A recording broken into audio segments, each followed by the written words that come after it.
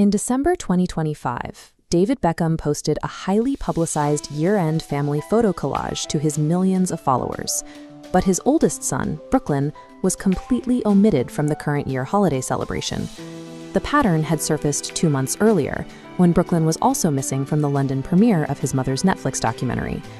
For a brand built on the image of an unbreakable unit, removing a family member from the public narrative is not an accident. It is a calculated PR containment strategy.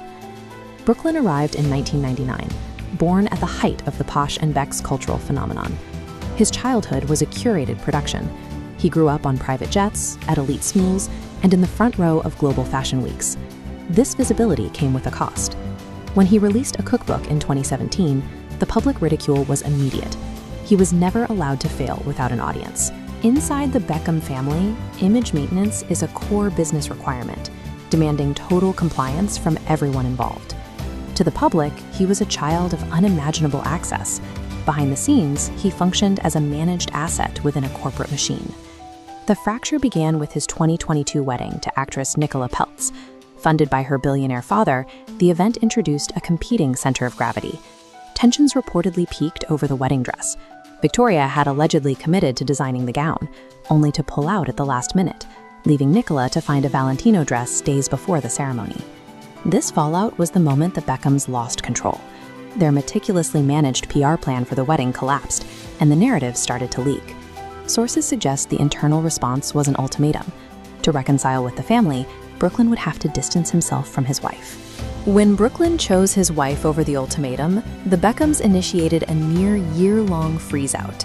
They were attempting to quarantine an asset that no longer followed the script.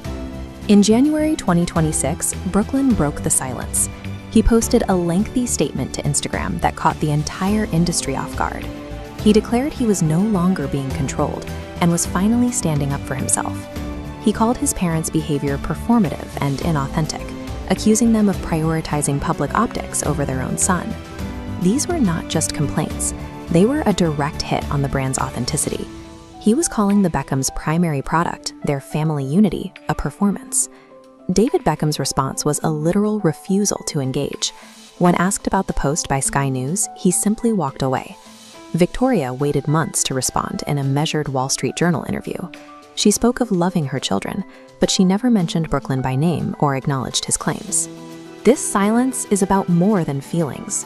The Beckham name is the central node for a network of fashion lines, sports ownership, and endorsements. When the brand requires togetherness, a public feud becomes a financial risk. Negative headlines threaten their entire commercial web. Their silence is a PR protocol. They are attempting to starve the story of oxygen to protect the revenue tied to their name. Brooklyn spent his life watching his parents manage high-stakes scandals, including the 2004 headlines involving Rebecca Luce. He learned how to time a statement and control a narrative by observing them. He saw how strategic silence or a perfectly placed post could change the public conversation. His Instagram post used those exact mechanics. He bypassed his parents' managed channels to take control of his own story. The irony is that the strategy of silence protected the Beckhams for 30 years. But by training their son in narrative control, they gave him the means to publicly break the image they spent 3 decades building.